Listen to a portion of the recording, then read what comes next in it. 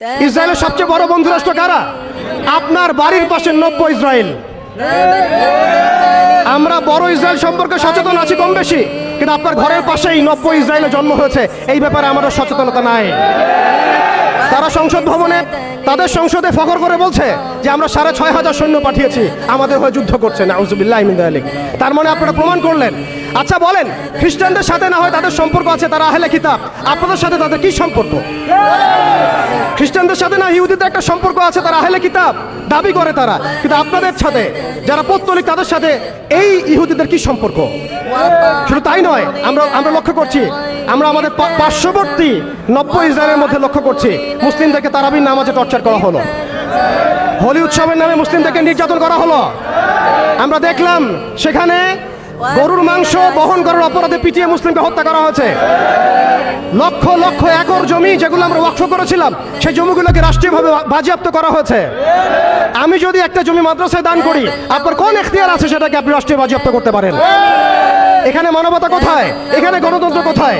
এখানে এই United Nations কোথায়? ইউরোপিয়ান ইউনিয়নগুলো কোথায়? আপনাদের এই সব তথাকথিত তন্ত্রমন্ত্রগুলো এবং তথাকথিত মতবাদগুলো একটা এজেন্ডাই বাস্তবায়ন করছে, তারা পুরো বিশ্বে শুধু দাজ্জালের শাসন কায়েম করতে চায়। এখন মুসলিম ভাইরা, সর্বশেষ কথা হচ্ছে, আমরা উদাত্তভাবে আহ্বান জানাবো, আপনি যে কোনো ধর্মের হন, যে কোনো বর্ণের হন, আপনি যে কোনো ভাষার হন, যে কোনো জাতির হন, আপনি জালেমের পক্ষ নিয়েন না, মাজলুমের পক্ষ নেন। এখানে আমরা আপনাদেরকে কটাক্ষ করতে আসি নাই, আমরা সত্য উন্মোচন করতে আসছি। আপনি জালেমের পক্ষ নিয়েন না, মাজলুমের পক্ষ নেন। আল্লাহ চান তো কোনো না কোনো দিন আল্লাহ আপনাকে হেদায়েত দিবেন ইনশাআল্লাহ। আপনি মানবতার দাবি থেকে এই জায়গায় দাঁড়ান। এই অবস্থা যখন চলছিল তখন কি আমরা ঘুমিয়েছিলাম? উত্তর না। বিগত 100 বছর আমরা ঘুমিয়ে থাকি নাই, সবাই চেষ্টা করেছে কম বেশি, কিন্তু এইসব তন্ত্রমন্ত্রের জালের মধ্যে পড়ে, যেখানে মুসলিম ভূমিগুলোকে ব্যবহার করে তারা মুসলিমদের উপর বোম্বিং করেছে আর মুনাফিকদেরকে তাদের সহযোগী হিসেবে রেখেছে। অতএব তাদের অপশন হচ্ছে, হয় আপনি তাদের দাসত্ব করবেন, না হলে মরবেন।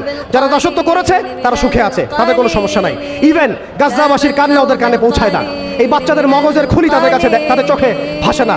এই বোনদের ধর্ষণের চিৎকার তাদের কাছে যায় না। এই শিশুদের হাহাকার তাদের কাছে যায় না। এক ফোঁটা পানির জন্য তারা কাঁদছে, এই কান্না তাদের কাছে যায় না।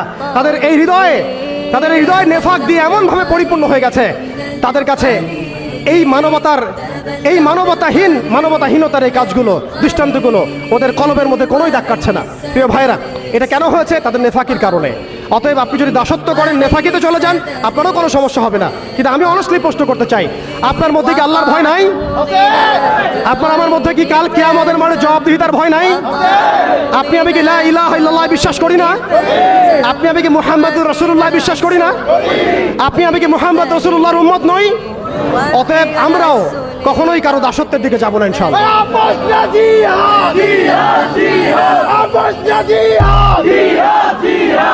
আমরাও ইনশাআল্লাহ তাআলা কোশ্চিনকালে এই জায়নিস্ট মুভমেন্টের, এই পশ্চিমাদের, এই দাজ্জালের অনুসারীদের দাসত্বের মধ্যে কখনো যাব না ইনশাআল্লাহ।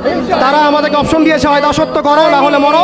আমরাও বলে দিব, আমরা ইনশাআল্লাহ তাআলা শহীদ হয়ে যাব, তবু তোমাদের দাসত্ব করবো না ইনশাআল্লাহ।